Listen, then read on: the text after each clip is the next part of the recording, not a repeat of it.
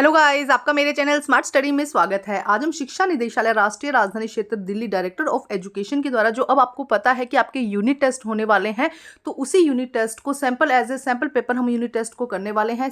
Unit test या इसको periodic test कहेंगे, सेकेंड हो जाएगा क्लास 8 सब्जेक्ट साइंस और विज्ञान। तो हम यहाँ पर हिंदी और इंग्लिश मीडियम दोनों ही साथ साथ में करेंगे। ये एज ए सैंपल पेपर हैं जो आपके यूनिट टेस्ट में आने वाले हैं। तो अभी कुछ ही दिनों में आपके यूनिट टेस्ट स्टार्ट होने वाले हैं, तो आप अच्छे से प्रिपेयर हो सकते हैं और अपने क्वेश्चंस को सॉल्व कर सकते हैं। तो यहाँ पे पहले क्राइटेरिया दिया गया है, इसे ध्यान से देखते हैं। देखो क्या कहा गया है, question 1 to 5 each question 1 mark का है, क्वेश्चन 6 and 7 2 मार्क्स का है, क्वेश्चन नंबर 8 and 10 जो है 8 और 9 वो है 3 मार्क्स का। 1 आवर आपका टाइम है, 1 घंटे का आपका टाइम है। इसके अलावा अगर हम बात करते हैं तो क्वेश्चन नंबर 10 5 मार्क्स का है। टोटल मार्क्स की अगर हम बात करते हैं तो 20 मार्क्स का आपका यूटी होने वाला है और इसके मार्क्स कहीं ना कहीं आपके जो फाइनल टर्म है उसके अंदर ऐड होंगे। तो हम यहाँ पे साइंस का पेपर देखते हैं हिंदी और इंग्लिश मीडियम दोनों में। क्वेश्चन नंबर 1 देखिए क्या कहा गया, विद्युत धारा क्षेत्र उत्पन्न करती है। तो यहाँ पर क्वेश्चन है कि विद्युत धारा कौन सा क्षेत्र उत्पन्न करती है, रसायन, चुंबकीय, शारीरिक या जटिल। तो बी आंसर यहाँ पे सही हो जाएगा, चुंबकीय क्षेत्र उत्पन्न करती है। क्वेश्चन नंबर 1 देखिए क्या है, electric current produce dash field. Electric current कौन सा जो फील्ड है वो प्रोड्यूस करता है, बी आंसर। इंग्लिश और हिंदी मीडियम हम दोनों कर रहे हैं, तो बी आंसर ऑप्शन बी यहाँ पे करेक्ट हो जाएगा। नेक्स्ट देखिए क्वेश्चन नंबर 2 में क्या कहा गया है यहाँ पर, what is the full form of LED. LED की फुल फॉर्म क्या है, light emit diode, light electricity device, large emit device या लार्ज इलेक्ट्रिसिटी डायोड। तो इसका आंसर ए हो जाएगा, लाइट इमिट डायोड। तो ए आंसर यहाँ पे क्या हो जाएगा, करेक्ट हो जाएगा। तो देखिए हिंदी मीडियम में देखते हैं, एलईडी का पूर्ण रूप क्या है। तो प्रकाश उत्सर्जक डायोड, प्रकाश विद्युत उपकरण, बड़ा उत्सर्जक उपकरण या डी बड़े विद्युत डायोड। तो बी आंसर यहाँ पे सही हो जाएगा। यहाँ पे देखते हैं, यहाँ पे आंसर सही हो जाएगा, सॉरी ए आंसर प्रकाश उत्सर्जक डायोड। ए आंसर यहाँ पे क्या हो जाएगा, सही हो जाएगा। नेक्स्ट क्वेश्चन देखिए क्वेश्चन नंबर 3 क्या कहा गया है, जिस पथ से विद्युत धारा प्रवाहित होती है उसे कहा जाता है। जिस पथ से विद्युत धारा प्रवाहित होती है, विद्युत पथ, विद्युत रिले, शॉर्ट सर्किट या विद्युत परिपथ। तो डी आंसर विद्युत परिपथ यहाँ पे सही हो जाएगा, डी आंसर करेक्ट हो जाएगा। क्वेश्चन नंबर 3 देखिए क्या है, the path through which an electric current flow is called. तो यहाँ पे यहाँ पे डी आंसर इलेक्ट्रिक सर्किट यहाँ पे सही हो जाएगा। Electric path, electric relay and short circuit यहाँ पर गलत होगा, डी इलेक्ट्रिक सर्किट यहाँ पे सही हो जाएगा, डी। क्वेश्चन नंबर 4 देखिए, ये सारे क्वेश्चन ऑब्जेक्टिव टाइप है, 1 1 मार्क्स का इसका आंसर है। तो क्वेश्चन नंबर 4 देखिए क्या कहा गया है, which one of the following works on the basis of multiple reflection. ऐसा कौन सा यहाँ पे ऑब्जेक्ट है जो क्या करता है, मल्टीपल रिफ्लेक्शन। मल्टीपल रिफ्लेक्शन क्या है कि इस तरह से चारों तरफ मिरर हो और ये लाइट क्या करे, इस तरह से एक दूसरे पे क्या करे, मल्टीपल क्या करे, रिफ्लेक्शन करे। रिफ्लेक्शन आप समझते होंगे, तो इसका आंसर हो जाएगा क्लाइडोस्कोप। ए आंसर यहाँ पे क्या हो जाएगा, करेक्ट हो जाएगा। क्वेश्चन नंबर 5 भी हम साथ में ही देख लेते हैं। क्वेश्चन नंबर 5 देखिए क्या है, when all the parallel ray reflect from through a rough and irregular surface are not parallel, the reflection is known as। देखो क्या कहा गया है कि अगर एक ऐसा प्लेन जो क्या है, इरेगुलर है, इस तरह से इरेगुलर है, उससे अगर कोई लाइट आ रही है, ठीक है, और वो क्या करेगी, अलग अलग डायरेक्शन में क्या करेगी, रिफ्लेक्ट होगी, तो इस रिफ्लेक्शन को हम कहते हैं डिफ्यूजन रिफ्लेक्शन। डी आंसर यहाँ पे क्या हो जाएगा, करेक्ट हो जाएगा।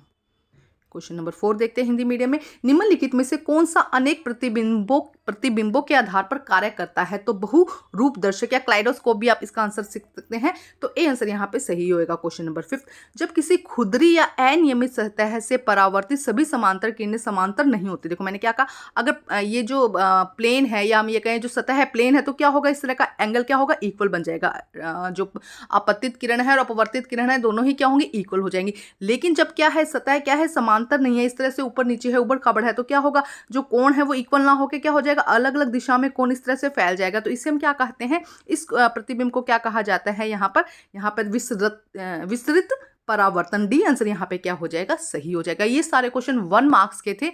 अब हम देखते हैं सेकंड जो 6 क्वेश्चन है 2 मार्क्स का। देखो क्या कहा गया है क्वेश्चन नंबर 6 में, उदाहरण सहित अच्छे कंडक्टर और बुरे कंडक्टर के बीच में क्या अंतर है। कंडक्टर मतलब यहाँ पर चालक कहा गया है, बैड कंडक्टर और जो अच्छा कंडक्टर और अच्छा सुचालक और कुचालक कहा गया है यहाँ पे, कि सुचालक और कुचालक। सुचालक मतलब कि सुचालक क्या होता है कि वे पदार्थ जिसमें से ऊष्मा का संचालन आसानी से हो जाता है, ये 2 नंबर का क्वेश्चन है। देखो क्या कहा गया है, अच्छे संवाहक या आप संचालक लिख दीजिएगा। चालक आपकी बुक में दिया गया होगा। चालक तो क्या है, वे पदार्थ जिनके माध्यम से ऊष्मा का चालन आसानी से होता है उसे ऊष्मा का सुचालक कहते हैं। उदाहरण तांबा व लोहा।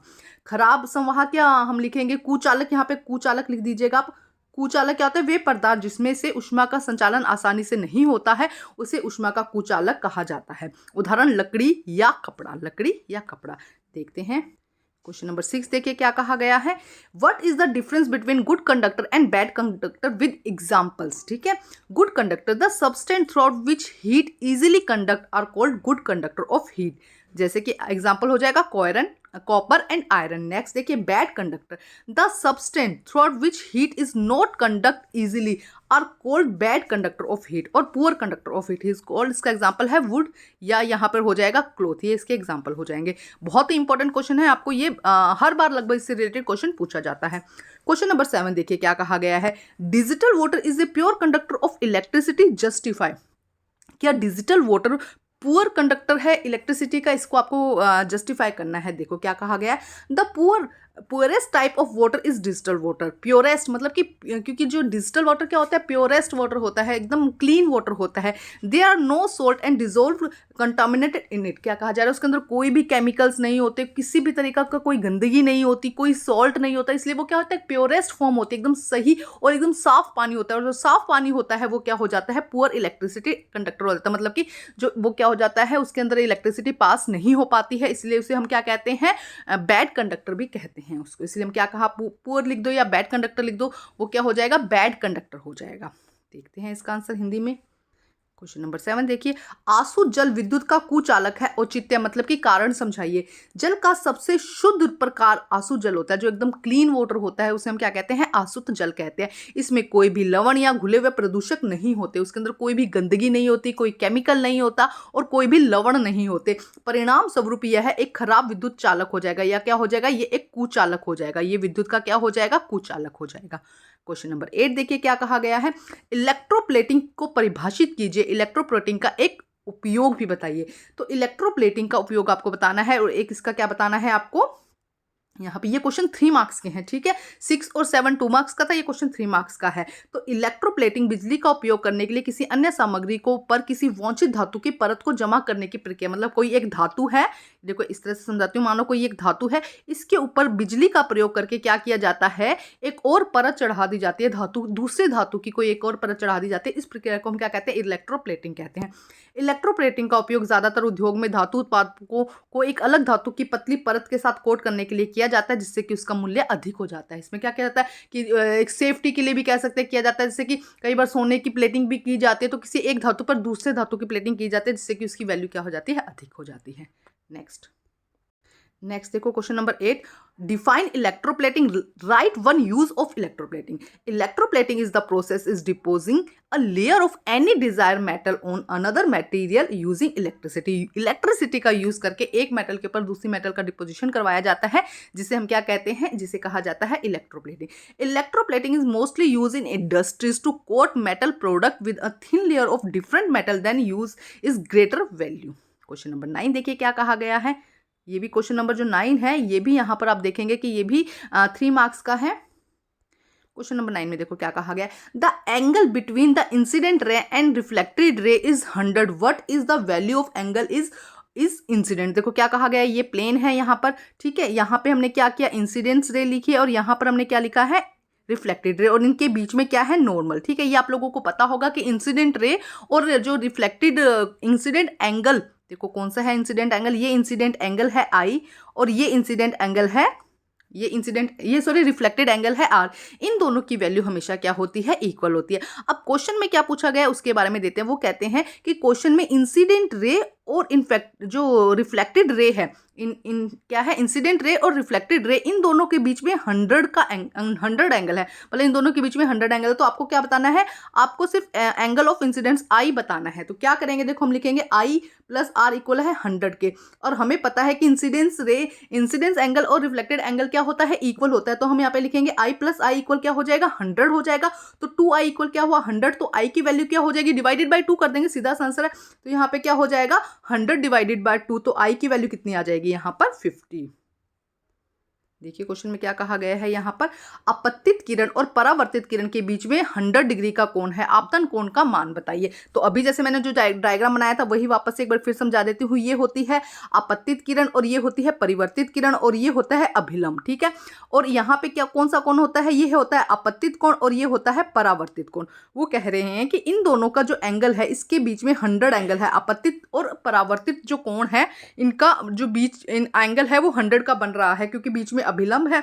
तो वो पूछ रहे हैं कि अपतित कोण कितना होगा। तो देखो I = R हो जाएगा, I कितना 2I, क्योंकि सेम है इसलिए हम लिख देंगे 100 हो जाएगा। तो 2I 100 हुआ, I की वैल्यू कितनी हुई 100 / 2 = 50 हो जाएगा और आपतन कोण यहाँ पे कितना हो जाएगा 50, ठीक है। अब हम देखते हैं क्वेश्चन नंबर 10। देखो क्वेश्चन नंबर 10 में क्या कहा गया है, आंख की संरचना को स्पष्ट नामांकित चित्र द्वारा समझाइए। 5 नंबर का क्वेश्चन है।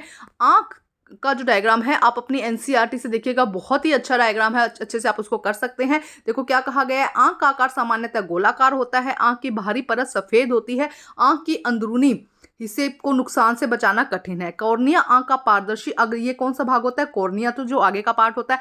आइरिस एक गहरे रंग की मांसपेशी या उत्तक है जो कॉर्निया के यहाँ पे क्या है, आइरिस है। ये कॉर्निया हो गया, ये आइरिस हो गया, ठीक है। कॉर्निया के पीछे होता है पुतली परितालिका में एक छोटा छिद्र होता है जो जिसमें से यहाँ पे क्या है, ये पुतली हो जाएगी, ठीक है, लेंस हो जाएगा। और यहाँ पर एक छोटा सा छेद होता है जिसे हम क्या कहते हैं, पुतली परितालिका में एक छोटा सा छिद्र होता है जो प्रकाश को गुजरने की अनुमति देता है। परितालिका पुतली के आकार को नियंत्रित करती है और परितालिका आंख का रंगीन भाग है। तो ये क्या है, आइरिस। जो कलर्ड भाग होता है वो क्या हो जाता है, आइरिस हो जाता है। डायग्राम आप एनसीईआरटी से अच्छे से देख लीजिएगा, जरूर करके जाइएगा, बहुत ही इंपॉर्टेंट है। आइए देखते हैं इसको। 5 मार्क्स का क्वेश्चन है, explain the structure of eye with the neat label diagram. The shape of eye is generally spherical, the eye outer layer is white, it is tough in order to protect the interior of the eye from the damage. वो क्या है, जो बाहर वाला part है वो hard होता है जिससे कि इंटरनल पार्ट को क्या रखा जाए, सेफ रखा जाए। The cornea is the translucent from the section of eye. The iris is a dark muscular tissue that lie behind the cornea. The pupil is a tiny aperture in the iris to allow the light pass through it. The iris regulate the size of pupil. The iris is the colored portion of the eye. तो diagram आप NCERT से जरूर करके जाइएगा, बहुत ही important question है। यहाँ से आपके ये एक प्रैक्टिस पेपर है, आपको सभी सब्जेक्ट के अगर प्रैक्टिस पेपर चाहिए पीरियोडिक टेस्ट के, यूनिट टेस्ट के, तो कमेंट करके जरूर बताइएगा। Thank you guys.